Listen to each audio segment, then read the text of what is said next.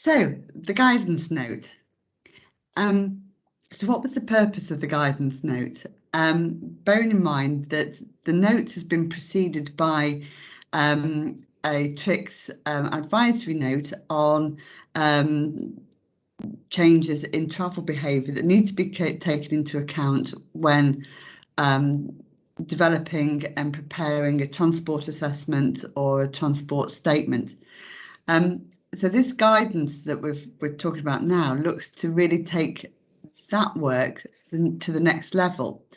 And this guidance isn't just about development management. It's also to inform plan making and relate to strategic land use. And it really shows how you can maximise the use of the TRICS bank of survey data to the best effect, because like Glenn said, we've got 30 years of data in TRICS that show trends. It's also some part of the guidance is very much about how the decide and provide approach has arisen. And I'm sure lots of you in MOTS are very aware of this because of all the work that you're doing on applying decide and provide. But for a lot of people in our industry, this is very new. This is really very new because there is a lack of guidance in this area. And so what we want to do is for this guidance to support and reflect the ongoing paradigm shift. And it does challenge thinking, but in an evidence-based approach, which is, really the only way that we can move forward with transport planning. So why is the guidance needed? I've already said there's a lack of guidance in the area, particularly with the production of for transport statements and transport assessments. There is a very real risk of sticking with a predict and provide approach, because that is not going to support. That approach is not going to support net zero carbon. It's not going to support sustainable transport provision if we are assuming that all the behaviour that we've ever seen is going to continue into the future. So this guidance looks to support and give you evidence to understand the significant changes that have happened from a social, economic, technical and environmental drivers' point of view. Really, I don't think I need to cover this slide, do I, Glenn? It should be shocking if anybody in MOTS doesn't know what the decide and provide approach is. But let us just recap on that briefly to say that, decide and provide is about deciding on the preferred future and providing the means to work towards that, which can accommodate and certainly acknowledge uncertainty. And when we take this approach, it allows us to adopt a much more positive and integrated land use and transport planning approach, which I've been, trying to pursue for the last 30 years to really get that true integration of land use and transport planning. And the guidance provides a much more, the design and provide approach provides a way of achieving the implementation of a modal hierarchy that prioritises walking and cycling. And it also takes into account the environmental policies that we certainly need to do to work towards net zero carbon. So what does it actually involve? So it involves visioning. I see it as 5 stages. This is particularly in the development management process, but also in the local plan process. It involves visioning, acknowledging the deep uncertainty by reflecting on trends. It looks at scenario planning. So we're thinking of different futures and what that would mean in terms of the infrastructure and the design that we will be providing. But to do that, we as transport planners need to understand the quantum, scale and mix of proposed developments, which I'm sure, you know, we as transport planners say, oh yes, we know that, but how often do we get engaged in that debate right at the earliest stage? And this is what we really need to do. And for me, decide and provide also involves looking at trends and historic trends data. And that is in turn helps to acknowledge deep uncertainty. So if I can turn to visioning now, and for me, visioning is absolutely critical to placemaking and creating better places to live, work and play. We're shaping places, not serving places. And what I do for the strategic developments and the local plans that I work on, I ask three key questions of the project team and the client. What sort of place are we creating?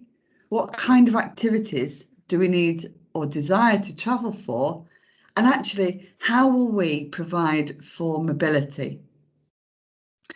And I think, in terms of the the role of transport planners, it's really key for us to understand, influence and share the vision that land use planners and the community are developing for a place, for a plan or for a specific site for a project.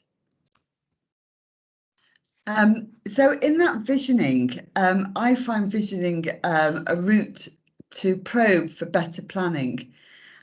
Because when we start to ask these key questions that I'm going to come up with now, we start to understand how a place can function, or we would like it to function. And that in turn influences the trip rates that we would be looking to develop and influence in the future. So for me, it's key to understand, taking the triple access planning approach, what the ratio of new homes and new jobs can actually be. And that needs to take into account proximity and provision. What will be the mix of the development in terms of provision of local retail and community services? And that will help to guide what mobility we are needing to provide for. What can the relationship be to existing education services and for the provision of new education facilities? Because then we're understanding a whole range of trip making, not just journeys to work. And, in terms of net zero, most importantly, what can the active travel provision be, including the provision of new or upgraded pedestrian and cycling infrastructure? Keeping in the thought process of what mobility we're providing for, understanding what is the likely provision for the public transport and the shared mobility provision as well. What can be the specific provision for electric and ultra low emission vehicles? So what are we going to provide on site that would support that, right from that provision, right from the word go, not just as an add-on at a later date. And the question that always the planners ask us is like, what can the parking provision be for all vehicle modes? And for me, that really is influenced by the density, by the proximity issues, both external and internal to the sites, and within the zones that the plan will be, the local plans will be looking to develop in the future. And the physical layout of the site really does influence accessibility and permeability. So we need to understand those levels. And it is only when we have that full picture with a vision that we can start to understand how these factors can affect trip rates.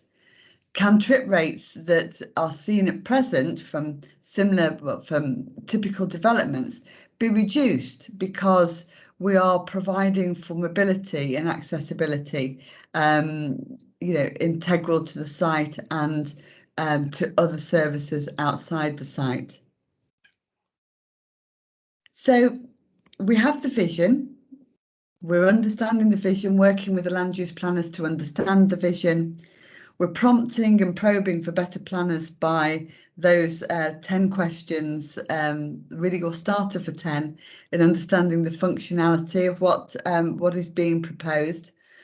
And then when we start to understand the vision and those answers, we start to think about what could be the scenarios that could play out in the future for these for this development or this local plan. And scenario planning isn't, shall I say what it isn't? It isn't sensitivity testing. It isn't extrapolation. What scenario planning is doing is trying to understand the impacts of proposed developments and looking at if we provide more for the digital age, what that means in terms of trips that are created for journey to work, etc. What it means if we have, if the one scenario could be that we have a great propensity for commercial use in the site, which isn't balanced with the housing, which would mean an import of trips, etc. Now, all of these scenarios are possible, and certainly in Road Traffic Forecasting 18 report that the DFT provided in 2018, they talk about scenarios and they recognise the uncertainty. And this for me was a huge step forward because there we have a movement from simply the central case through to looking at a range of possible impacts depending on a whole range of factors which is stipulated. So that is, I would direct you to look at RTF 18 when you are considering the scenarios and the development of scenarios. And so with our friend the Futures Cone, we recognise that we've got a whole range of possible scenarios. Some are more plausible, depending on what is being proposed in terms of the development moving forward over time. And then we get to what could be our preferred scenario. But that is just as probable. But the preferred one could mean that we're actually pushing much further into the future, taking into account, the drive for net zero, etc. And this, to me, is central to moving away from the predict and provide approach, which takes the base assumption that people will maintain past and current travel behaviour, where these scenarios reflect trends and what could be taken forward from a socioeconomic point of view in the future. So how many scenarios do you need?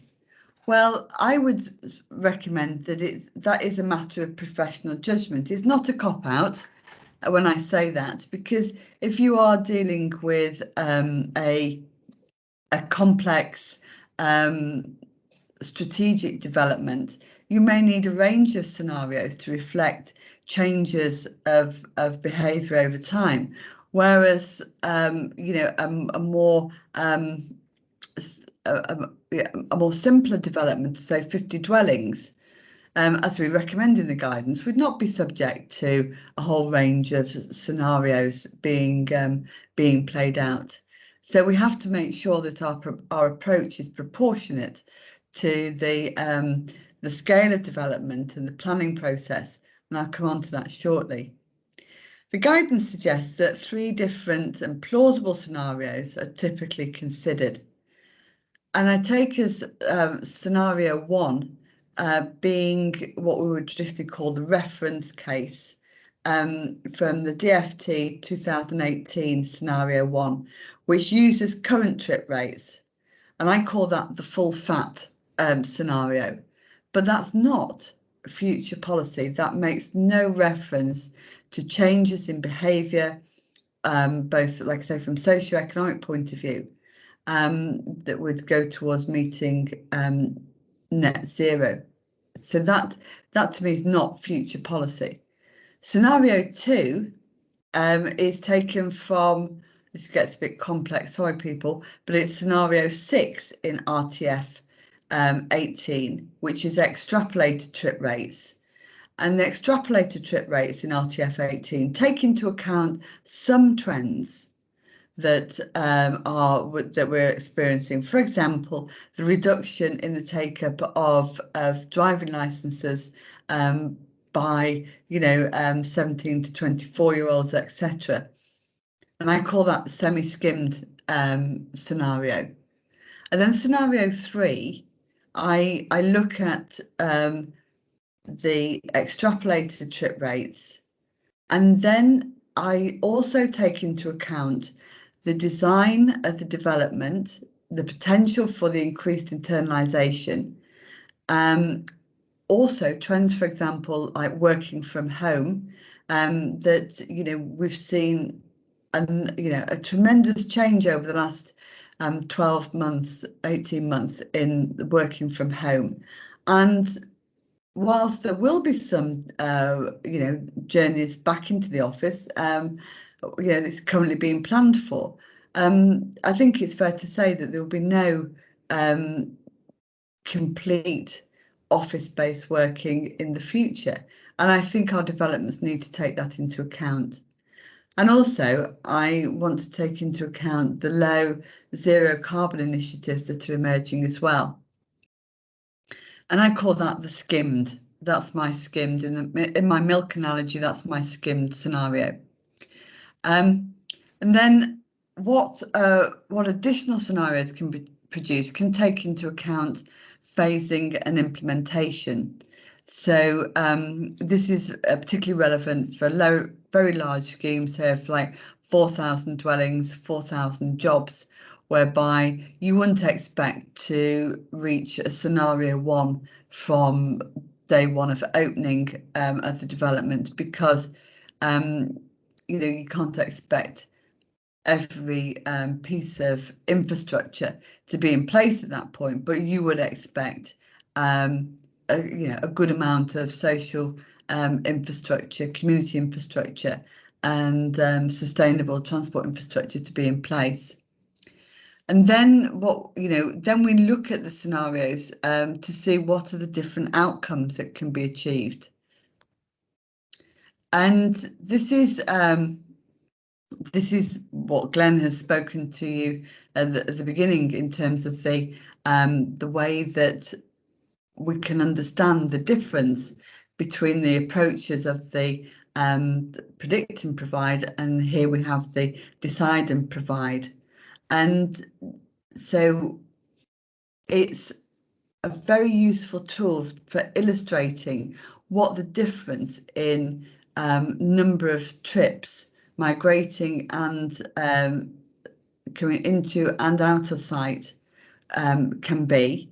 And it's also, like I say, it provides you with the basis of stating your assumptions, stating what the projections can actually be.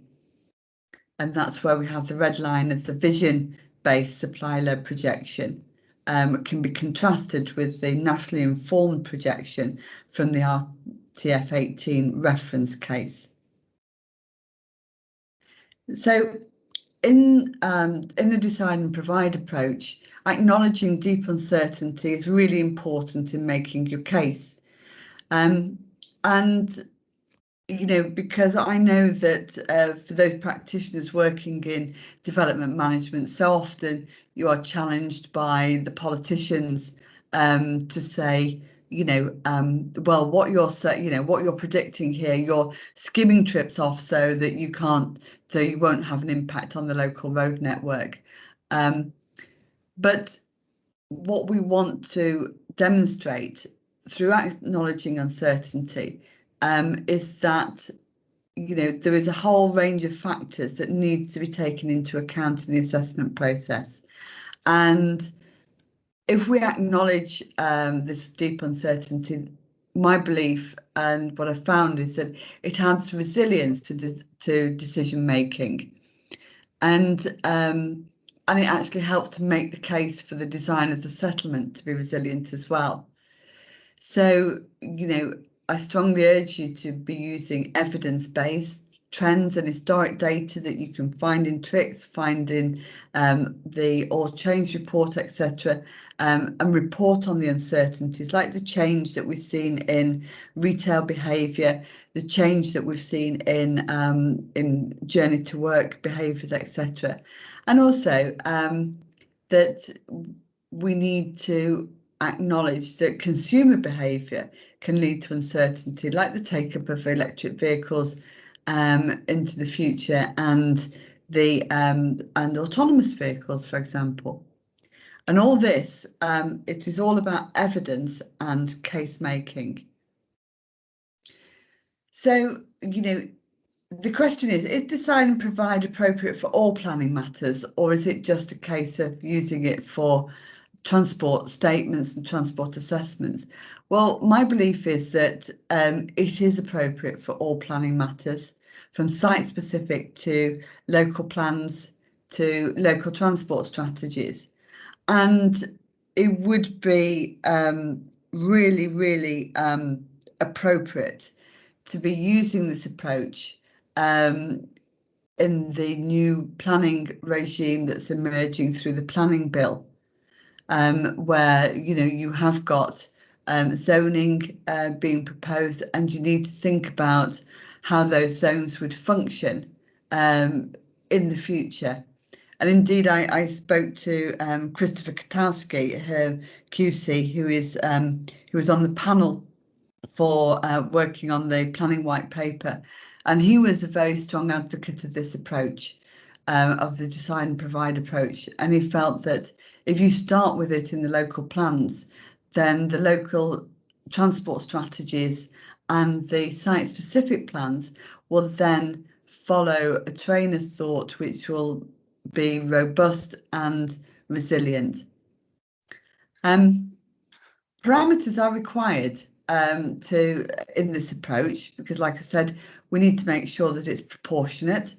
So I've highlighted the issues of scale, sensitivity and complexity. And the guide actually includes this scalability guide matrix, which directs you to working through when and how much scenario planning needs to be undertaken, and the range of sites, reflecting the increased complexity. Because one of the issues that people have said to me is that, crikey, Lynn, you're not going to do this for every small site, are you? And every site that comes forward. And this is to illustrate when it would be appropriate. And the case studies in the part 2 of the guidance actually also talk about the application of the different approaches for different scales and complexities. So that's me in terms of planning and the decide and provide approach and its validity in all planning practices. I'm going to hand over to Nick now, who's going to do a deep dive for the TRICS users.